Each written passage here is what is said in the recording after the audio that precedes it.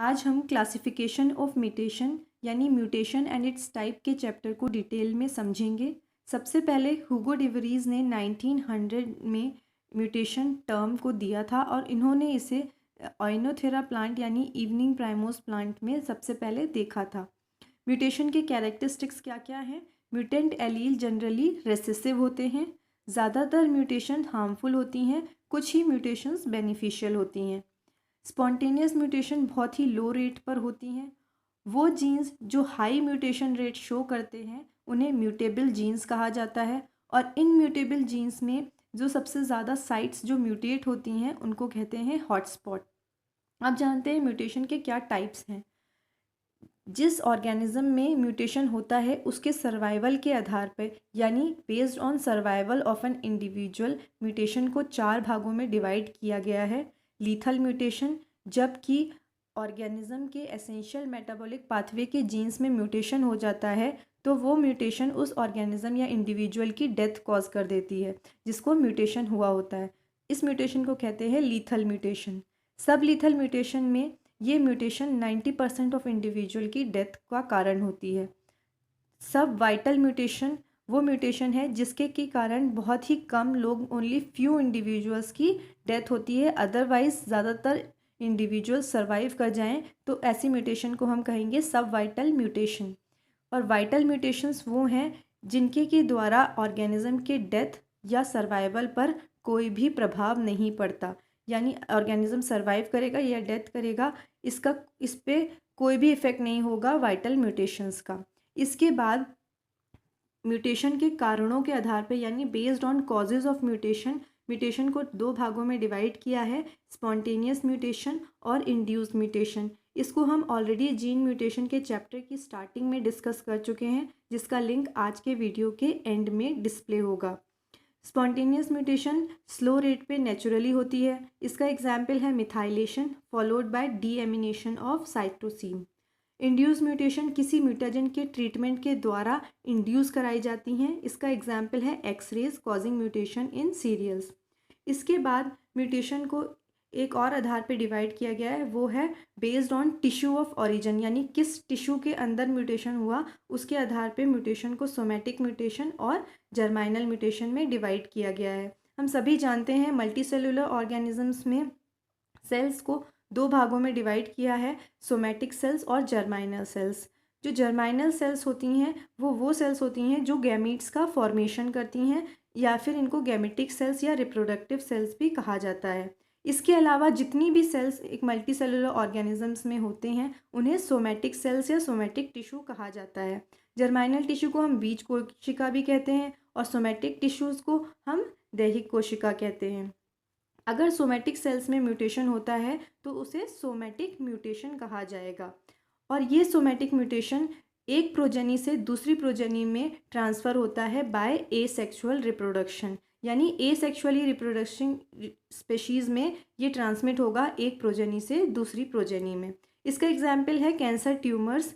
Cancer tumours कैसे cause होते हैं? जब सेल्स में सेल डिवीज़न के टाइम पे प्रोटोऑन्कोजीन्स में म्यूटेशन हो जाता है तो जब वो म्यूटेशन के बाद एक सेल दूसरी सेल में डिवाइड करती है बाय एसेक्सुअल रिप्रोडक्शन तो उनमें अनकंट्रोल डिवीजन की प्रॉपर्टी आ जाती है जिसके के कारण कैंसर ट्यूमर्स बनते हैं। सोमैटिक सेल के द्वारा रेड एप्पल्स और नोवेल ऑरेंजेस जैसे ट्रेट्स का भी फॉर्मेशन किया जाता है, वो भी सोमैटिक म्यूटेशन के एग्जाम्पल्स हैं। इसके बाद हम समझेंगे जर्माइनल म्यूटेशन।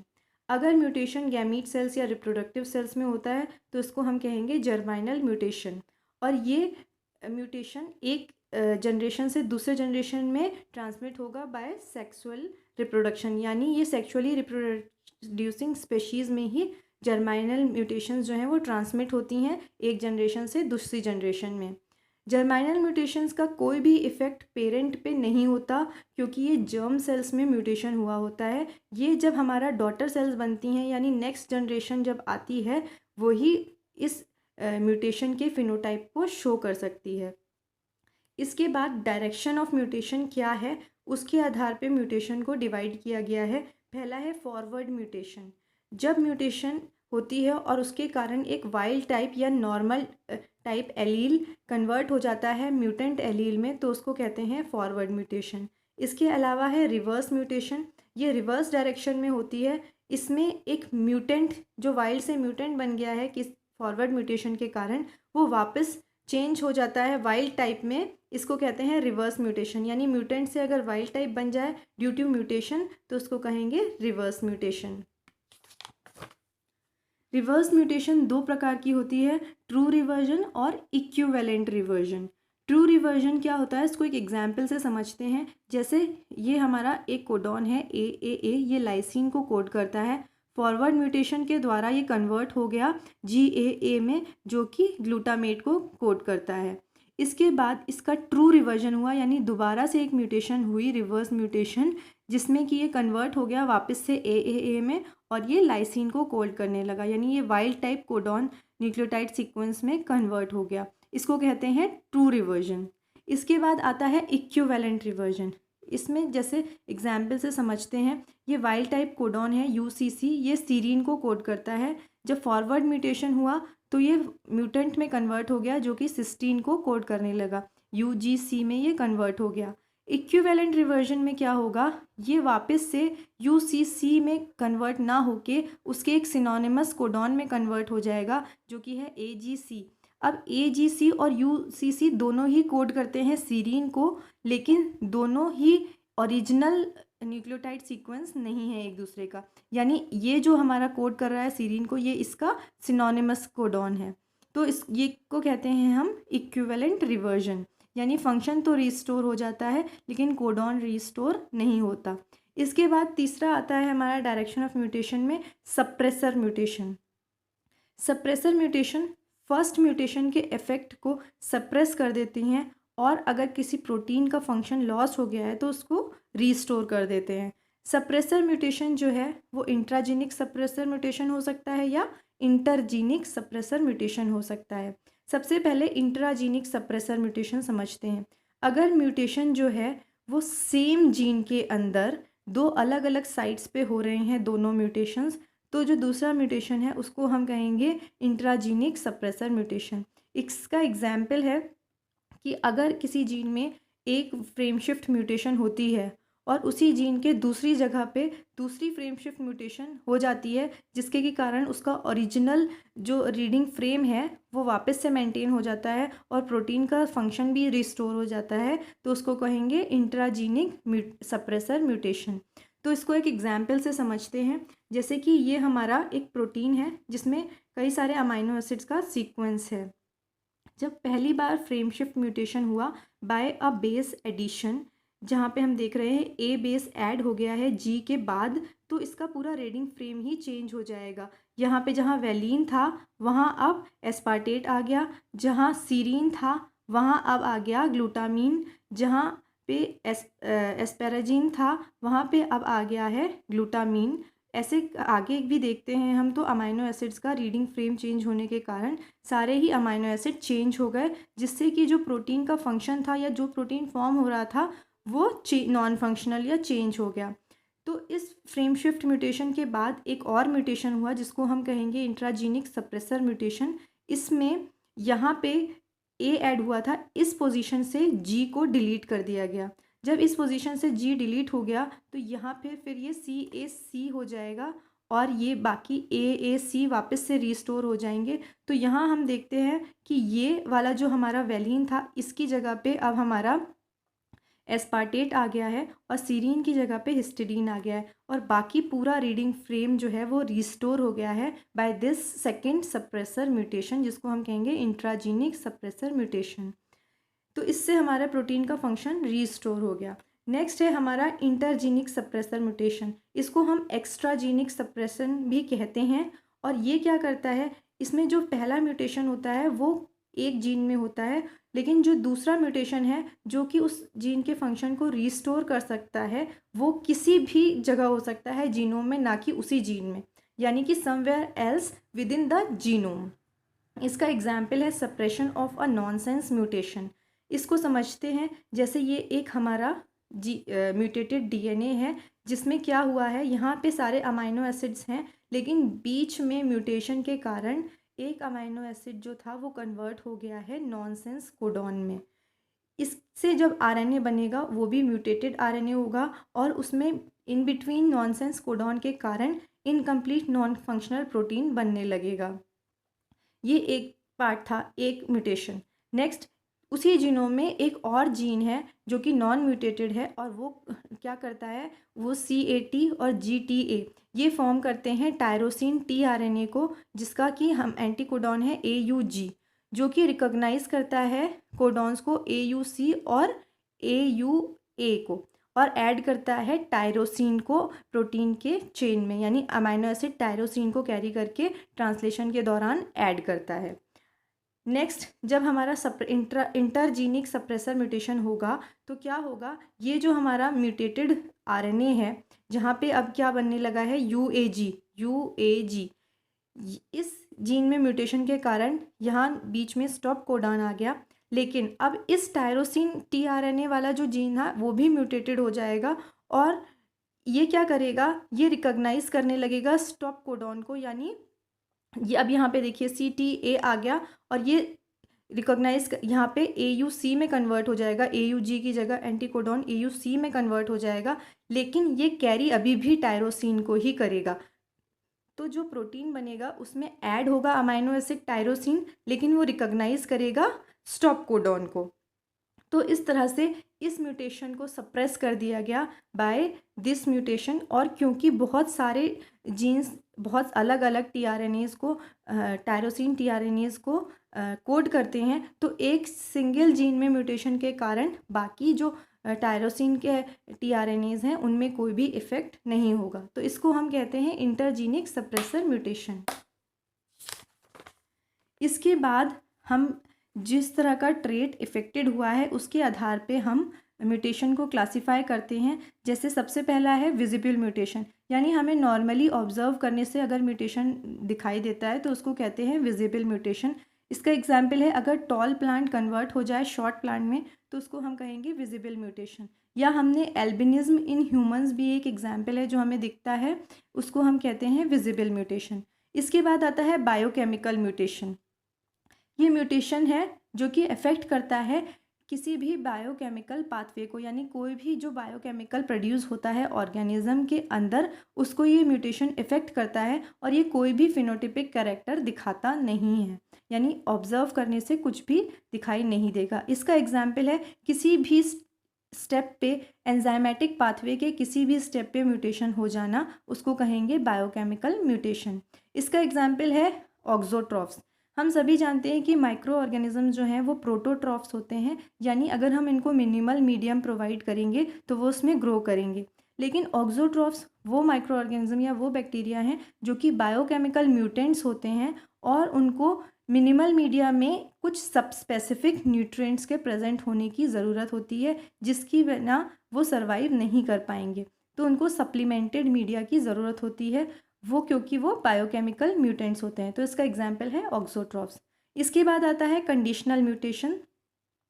ये म्यूटेशन में क्या होता है, जो म्यूटेंट एलील्स हैं वो तभी एक्सप्रेस करेंगे जब उनके सामने जब वो किसी स्पेसिफिक एनवायरमेंटल कंडीशन में होंगे, और इस एनवायरमेंटल कंडीशन को कहते हैं रेस्ट्रिक्टिव कंडीशन। लेकिन ये रेस्ट्रिक्टिव कंडीशन जब नहीं होगी तब वो हमेशा वाइल्ड टाइप फिनोटाइप ही शो करेंगे, और जब ये रेस्ट्रिक्टिव कंडीशन नहीं होगी और जब वो वाइल्ड टाइप फिनोटाइप शो करेंगे दूसरे एनवायरनमेंट में, तो उस एनवायरनमेंट को कहेंगे परमिसिव कंडीशन। इसका एग्जाम्पल है dominant heat sensitive lethal mutations इन ड्रोसोफिला। ये लीथल म्यूटेशंस जो हैं वो ड्रोसोफिला में होती हैं, लेकिन जब हेट्रोजाइगोट 20 डिग्री सेल्सियस पे प्रेजेंट होता है, जिसको कि परमिसिव कंडीशन कहा जाता है, तो ये लीथल म्यूटेशन शो नहीं होती हैं। लेकिन जब रेस्ट्रिक्टिव कंडीशन आ जाती है, यानी टेम्परेचर को 20 डिग्री से 30 डिग्री पे ले जाया जाता है, तो ये लीथल म्यूटेशन शो होने लगती हैं और ड्रोसोफिला जो है हेट्रोजाइगोट्स वो मर जाते हैं। इसके बाद हमारा जो ट्रेट्स के आधार पर डिवाइड किया गया है, उसके बाद आता है गेन ऑफ फंक्शन म्यूटेशन। कुछ म्यूटेशन जो हैं वो जीन को एक नया फंक्शन प्रोवाइड कर देती हैं, जैसे कि हम यहाँ पे देखते हैं कि डिप्लॉयड ऑर्गेनिज्म में हर ट्रेट के लिए 2 एलील्स प्रेजेंट हैं, और अगर होमोजाइगस कंडीशन है तो दोनों एलील्स एक स्पेसिफिक प्रोडक्ट को फॉर्म करते हैं और एक स्पेसिफिक फिनोटाइप को शो करते हैं।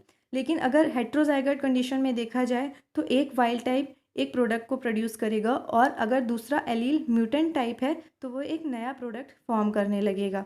तो अगर ये गेन ऑफ फंक्शन म्यूटेशन है तो हेट्रोजाइगस कंडीशन में हमेशा जो गेन ऑफ फंक्शन वाला पार्ट है यानी जो म्यूटेंट एलील है वो डोमिनेंट रहेगा और ऑर्गेनिज्म एक नया फंक्शन शो करेगा।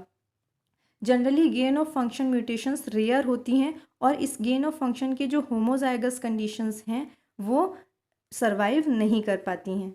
इसके बाद हम समझेंगे लॉस ऑफ फंक्शन म्यूटेशन को। लॉस ऑफ फंक्शन म्यूटेशंस को 2 पार्ट्स में डिवाइड किया गया है, नल म्यूटेशन और leaky loss of function. Null mutation को भी हम 2 भाग में डिवाइड करते हैं, डोमिनेंट नल म्यूटेशन और रेसेसिव नल म्यूटेशन। इसको हम इस प्रकार समझते हैं, जैसे मैंने बताया कि डिप्लॉयड ऑर्गेनिज्म में हर जीन के 2 एलील्स प्रेजेंट हैं, तो अगर वाइल्ड टाइप एलील्स हैं दोनों तो दोनों एक प्रोडक्ट को प्रोड्यूस करेंगे और एक स्पेसिफिक फिनोटाइप को शो करेंगे। लेकिन हेट्रोजाइगस कंडीशन में जहाँ पे एक एलील म्यूटेंट टाइप है और एक एलील वाइल्ड टाइप है, तो अगर वाइल्ड टाइप एलील इतना प्रोडक्ट प्रोड्यूस कर देता है जिसमें कि वो अपने आप को एक्सप्रेस कर पाता है, यानी वाइल्ड टाइप फिनोटाइप अगर प्रोड्यूस होगा तो ये हमारा नल म्यूटेशन कहलाएगा रेसेसिव। अगर यहाँ पे कंडीशन ऐसी है कि ये वाइल्ड टाइप जो एलील है ये इतना प्रोडक्ट प्रोड्यूस नहीं कर पा रहा कि ये एक्सप्रेस हो पाए वाइल्ड टाइप में, तो इसको हम कहेंगे डोमिनेंट म्यूटेशन। यानी अगर म्यूटेंट टाइप एक्सप्रेस होता है तो हमारा होता है डोमिनेंट नल म्यूटेशन। अगर वाइल्ड टाइप एक्सप्रेस होता है हेट्रोजाइगोट में तो हमारा रेसेसिव नल म्यूटेशन। इसके बाद हमारा आता है leaky loss of function mutation. इसमें क्या होता है, हमारा जो अगर हमारे वाइल्ड टाइप हैं दोनों एलील्स तो दोनों वाइल्ड टाइप फिनोटाइप ही ऑर्गेनिज्म शो करेगा। लेकिन अगर हमारा एक म्यूटेंट टाइप है और एक वाइल्ड टाइप है तो क्या होगा, तो भी हमारा जो म्यूटेंट टाइप है वो थोड़ा बहुत ही फंक्शन को प्रोडक्ट को प्रोड्यूस करेगा, और वाइल्ड टाइप क्या होगा वो अपने वाइल्ड टाइप फिनोटाइप को ही प्रोड्यूस करेगा। तो हेट्रोजाइगस कंडीशन में यहाँ पर वाइल्ड टाइप फिनोटाइप ही दिखेगा। लेकिन जब हमारी होमोजाइगस कंडीशन होगी जहाँ पे दोनों ही म्यूटेंट टाइप होंगे तो दोनों म्यूटेंट टाइप्स थोड़ा थोड़ा प्रोडक्ट तो प्रोड्यूस करेंगे एज वाइल्ड टाइप, लेकिन वो म्यूटेंट टाइप जो है वो वाइल्ड टाइप फिनोटाइप शो नहीं कर पाएंगे। तो होमोजाइगस कंडीशन में इसको हम कहेंगे लीकी लॉस ऑफ म्यूटेशन, यानी प्रोडक्ट बन तो रहा है, लीक तो हो रहा है, बट वो वाइल्ड टाइप फिनोटाइप शो नहीं कर पा रहा है। इसके बाद हम समझेंगे एग्जाम्पल्स क्या हैं लॉस ऑफ फंक्शन म्यूटेशन के। सबसे पहला एग्जाम्पल है CASR जीन। CASR जीन के लॉस ऑफ फंक्शन के कारण फीमेल्स में FSH करके एक डिजीज़ हो जाती है जिसको कहते हैं हाइपोकैल्सियूरिक हाइपरकैल्सीमिया, और नियोनेट्स में ये कॉज करता है NSHPT यानी neonatal severe hyper parathyroidism. Neonates कहते हैं जन्मे हुए बच्चों को। इसके बाद आता है लॉस ऑफ फंक्शन म्यूटेशन अगर होता है स्टेरॉइड 5 अल्फा रिडक्टेज 2 जीन में, स्टेरॉइड 5 अल्फा रिडक्टेज 2 जीन में, तो ये कॉज करता है मेल सेक्सुअल डिफरेंशिएशन के डिसऑर्डर को। इसके बाद आता है हमारा गेन ऑफ फंक्शन म्यूटेशन। ये जनरली रेयर होती हैं, लेकिन एक जीन है ARG173 सिस पॉइंट म्यूटेशन। अगर ये म्यूटेशन हो जाती है APOAI जीन में, जिसको इस म्यूटेशन के बाद इस जीन को कहा जाता है APOAI मिलानोजीन, यानी एपोलिपोप्रोटीन AI मिलानोजीन। ये जो म्यूटेशन के बाद ये जो हमारा जो जीन है ये ऑर्गेनिज्म में एंटीथेरोजेनिक इफेक्ट्स कॉज करता है, यानी ये जो हमारे कोरोनरी आर्थरोस्क्लेरोसिस के जो पेशेंट्स हैं उनमें एक्यूट कोरोनरी सिंड्रोम्स के रिस्क को कम कर देता है। तो ये हमारा गेन ऑफ फंक्शन म्यूटेशन है। अब नेक्स्ट वीडियो में हम क्रोमोसोमल म्यूटेशन और जीन म्यूटेशन के टाइप्स को समझेंगे, और उसके बाद हम रिकॉम्बिनेंट DNA टेक्नोलॉजी के चैप्टर को डिटेल में समझेंगे।